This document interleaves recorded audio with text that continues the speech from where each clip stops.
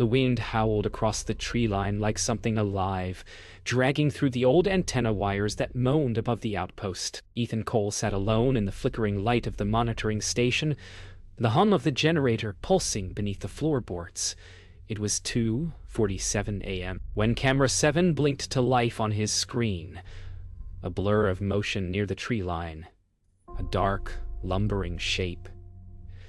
At first he thought it was a bear scavenging. Maybe just another midnight wanderer. But then it paused. It stood up. 2 legs, human-shaped. The figure turned slowly, head cocked as if aware it was being watched. Then it leaned forward and stared directly into the lens. Ethan's pulse froze. What would you do if the thing you were watching suddenly started watching you back? What if it wasn't an animal, but something wearing the forest like a mask? By morning, Ethan told himself it had to be an animal glitch. Maybe heat interference, maybe fog density confusing the motion sensors. But when Marla reviewed the data, the timestamps didn't match. The footage recorded 6 seconds longer than the camera's buffer allowed. Trevor joked about ghosts, but no one laughed. The generator clicked off, and for a moment the room filled with the sound of dripping water, rhythmic, almost patterned. Then the radio crackled, whispering fragments of distorted sound. Ethan swore he heard his own name. Outside, the forest looked still, but something in the silence felt rehearsed, like the woods were pretending to sleep. At noon, Dr. Mason Rudd's voice came through the satellite call with the calm of someone paid not to care. Probably moisture interference, he said. Wipe the lens. His laughter sounded too loud in the small room. Marla pressed her lips together, hiding her unease. Ethan tried to argue.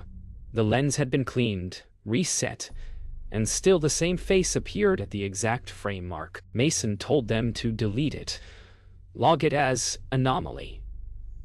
But Ethan couldn't. He copied the footage to his personal drive before cutting the feed. Something inside him whispered that whatever was in those woods wasn't finished showing itself. Night returned heavier. The forest swallowed the last line of horizon as the outpost lights flickered to life. Ethan couldn't stop replaying the footage in his mind. The way the figure's breath misted just before it moved. The mechanical tilt of its head. Trevor asked if it could be a prankster. Marla stayed quiet. When Ethan checked Camera 7 again, the feed was empty. Then, without warning, a single line of text scrolled across the monitor. EU. The font wasn't system-generated. It looked handwritten, as if scratched onto the screen from the inside.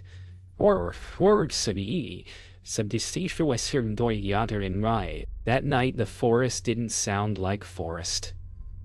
It whispered in overlapping tones. Echoes of laughter, fragments of radio chatter. Something that almost formed words. Ethan stepped outside, flashlight shaking. The air was wrong, thick and metallic. He followed the narrow path to where Camera 7 was mounted. The lens was shattered, wires torn free. But through the broken glass he saw it, a reflection that wasn't his. It blinked once, then smiled faintly, as if greeting an old friend. Ethan stumbled backward, dropping the light.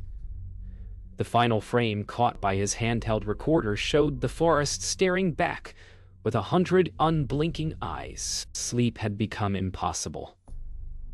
Ethan stopped trusting darkness. Every time he closed his eyes, he saw the reflection in the broken lens, that almost smile frozen mid-frame.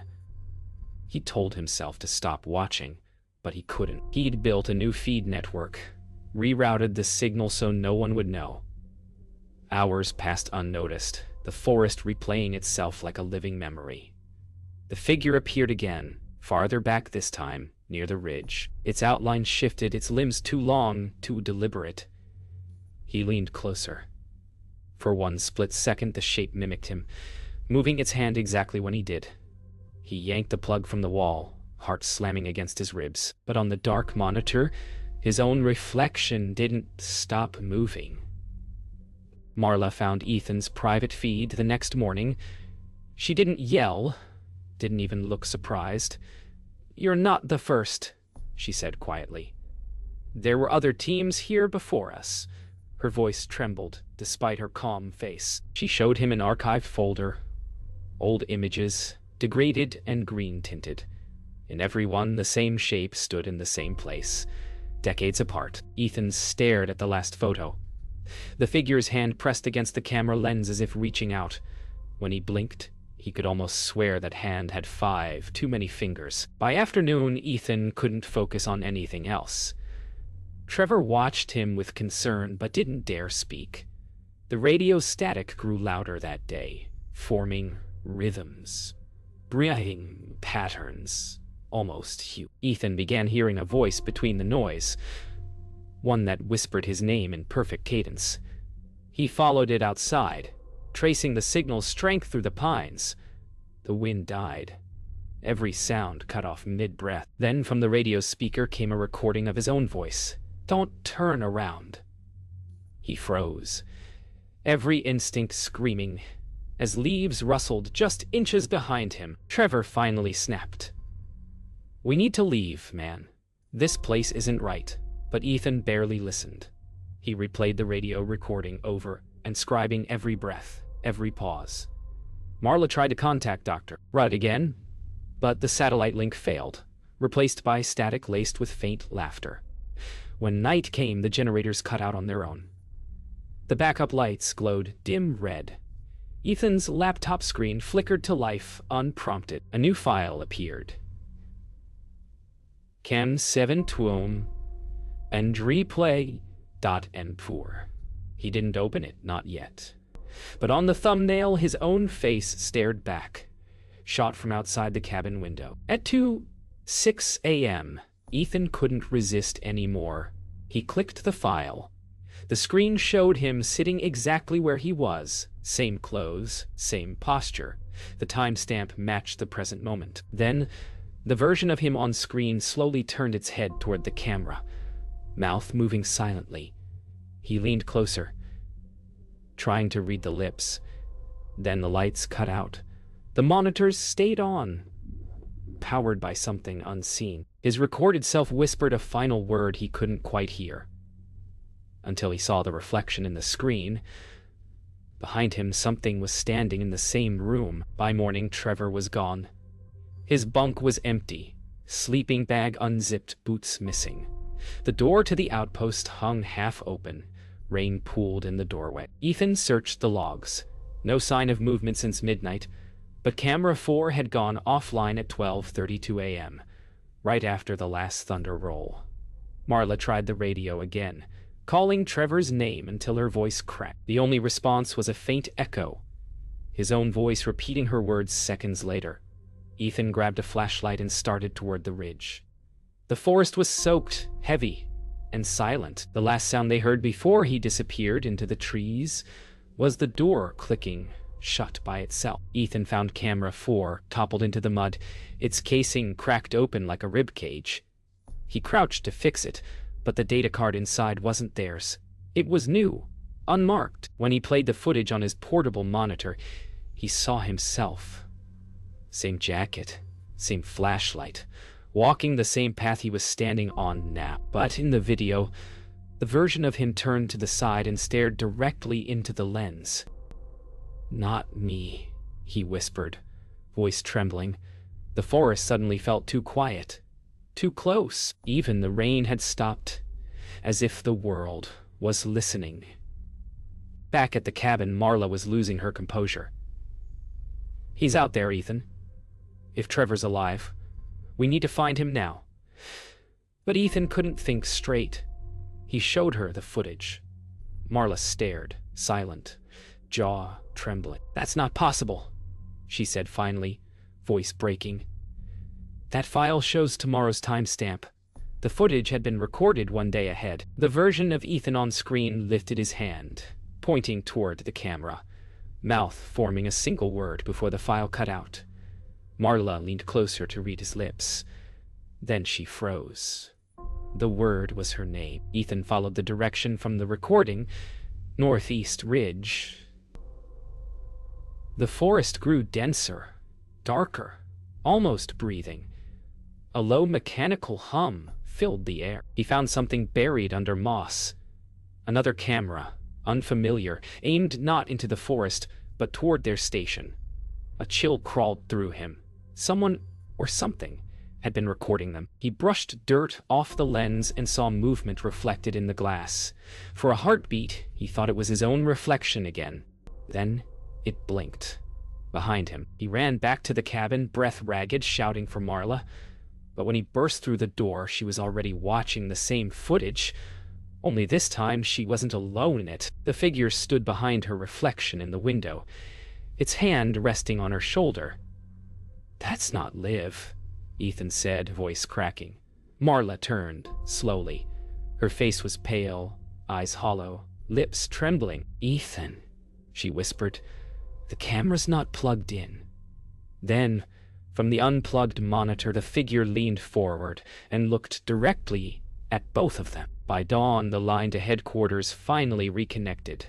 Marla sent the footage, every file, every frame. Within minutes, Dr. Mason Rudd called back. His tone unnervingly calm. "Delete everything," he ordered. "Do not speak of this to anyone. You're not authorized to retain that material." Ethan demanded answers, but Rudd only repeated the same phrase, "data contamination." Then, under the faint buzz of static, another voice bled through the transmission, whispering the exact same sentence, perfectly synchronized, like an echo repeating from somewhere inside the cabin walls. That was when Ethan realized Rudd wasn't alone on that call. Marla refused to comply. She backed up the data on an encrypted drive and locked it in her field case. "We need to get this to the mainland," she whispered. Ethan nodded but kept glancing at the corners of the cabin, shadows that didn't line up with the light. Outside, the forest had gone utterly silent again. No wind, no rain, not even insects. Trevor was still missing. Marla's hands shook as she typed the last file tag. On her screen, every folder duplicated itself, again and again, until the desktop filled with endless versions of the same name, Marla J. Peg. That night, the generator failed again. The cabin dropped into darkness, save for the flicker of Ethan's portable monitor. He reviewed the last seconds from camera 4, static, then the figure moving closer. But this time, something new appeared. A patch on its coat, stitched with the research division's insignia. His insignia. He paused the frame and stared. The camera feed shimmered slightly, as though alive. Then, through the distorted image, the figure raised a hand and pressed it against the inside of the screen. On his palm, burned into the flesh, was a single word. "Stay." Marla wanted to flee at dawn, but Ethan refused to leave the data. "It's proof," he said. "If we destroy it, it wins." She stared at him, realizing he wasn't the same man she'd started this mission with. When she reached for his shoulder, he flinched away, eyes unfocused, voice flat. "You should rest," he murmured. "You've been awake too long." She froze. Those were her exact words to him the night before. Outside, something thudded against the side of the cabin. Once. Twice. Then, 3 slow knocks on the door, in perfect rhythm with her heartbeat. When Dr. Rudd arrived by helicopter that afternoon, the noise shattered the forest's unnatural silence. He stepped inside the cabin, briefcase in hand, eyes hidden behind tinted glasses. He didn't ask about Trevor, didn't mention the missing data, just told them both to sign new confidentiality forms. But when Marla reached for a pen, she saw his reflection in the glass of the window, standing perfectly still while his real body moved. She looked up, trembling. The man beside her smiled too late, like he was waiting for a cue. Ethan stared at him, horrified. "You shouldn't have come here," he said quietly. "They already did." The air inside the outpost thickened over the next 2 nights. Sleep was impossible. Ethan kept hearing footsteps circling the cabin. slow, deliberate, counting each plank of the floor. Marla barely spoke now, clutching her encrypted drive like a lifeline. Dr. Rudd claimed the storm had grounded his helicopter, but Ethan noticed he never once radioed for extraction. At 3 a.m., the power surged, and every monitor flickered on at once, showing live feeds of the cabin interior from angles that didn't exist. Each camera showed one more person in the room than reality allowed. Rudd finally spoke, voice calm, detached. "It's adaptive," he said. "It learns whoever looks at it." Ethan froze. "You knew," he whispered. "You knew this was here." Rudd didn't deny it. "The footage was part of a behavioral study," he said softly. "We just didn't expect it to respond." Marla's breathing quickened. "Respond?" she echoed. The generator rumbled beneath the floor. Then, every screen went black, except one. A close-up feed of Trevor's face appeared, dirt-streaked, eyes wide, whispering something too quiet to hear. The timestamp read 1 hour in the future. The next morning, Rudd was gone. His boots sat neatly by the door, but no tracks led away from the cabin. Ethan searched outside anyway, flashlight sweeping through mist that felt too thick to breathe. He heard faint radio static echoing his name, coming from every direction at once. Then he saw it, a figure standing where the trees began, wearing Rudd's coat, head tilted. It raised one hand, mimicking Ethan's every movement. When Ethan turned to retreat, the voice from the radio whispered, "Wrong one." Marla barricaded the door when Ethan came back. "You're not him," she said, voice shaking. He tried to reason with her, but the reflection in the window betrayed him, its lips moving half a second too late. "Marla, it's me," he pleaded. "Please." Her eyes filled with tears. "That's what it said to me last night." Silence fell between them, broken only by the hum of the last generator battery. The reflection in the window smiled, though neither of them did. Then the cabin lights went out. That night, the forest spoke. Not in words, but in rhythm. The rustling of branches forming a slow, deliberate pattern that echoed Ethan's heartbeat. Marla slept fitfully, her drive clutched tight against her chest. Ethan sat by the dead monitors, whispering to himself. "It's just noise," he repeated, over and over. But then, through the black screens, faint images began to appear. Flashes of his own face, staring back from the woods, whispering along with him. One by one, the monitors lit up, each showing a different version of him. The final one smiled and said, "Clear as day. We already inside." At first light, the forest was too quiet again. No birds, no wind. Just the endless hum of the powerless monitors that shouldn't have been running. Ethan hadn't moved all night. Marla stirred weakly, muttering in her sleep. When she woke, she found the drives gone. Ethan stood near the window, eyes fixed on the trees, whispering to someone she couldn't see. "It wants us to look back," he said softly. Then one of the screens came to life on its own, a live feed from outside the cabin. The figure was there again, closer than ever, standing right where Ethan was now. Marla begged him to leave, but Ethan didn't move. "If we run, it'll follow," he murmured. "It's already mapped us." She realized he was right. The feeds showed their every movement seconds before they made them. Each monitor became a window into a moment slightly ahead of time. Ethan tested it, raising his hand. The screen version moved first. When the figure appeared behind his reflection again, he smiled grimly. "It's learning fast," he said. "Maybe it's time we watch it back." Then, without warning, he turned the camera toward the cabin itself. By afternoon, the camera feeds began collapsing. Frames bled together, images looped.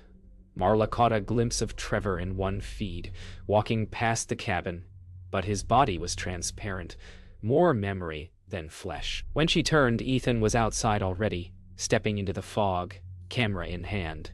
His radio crackled. "I can see it moving between us now." She called his name, but the forest swallowed her voice. Then, through the fog, she saw two Ethans, one walking toward her, the other still moving deeper into the trees. Marla fled back inside, locking the door.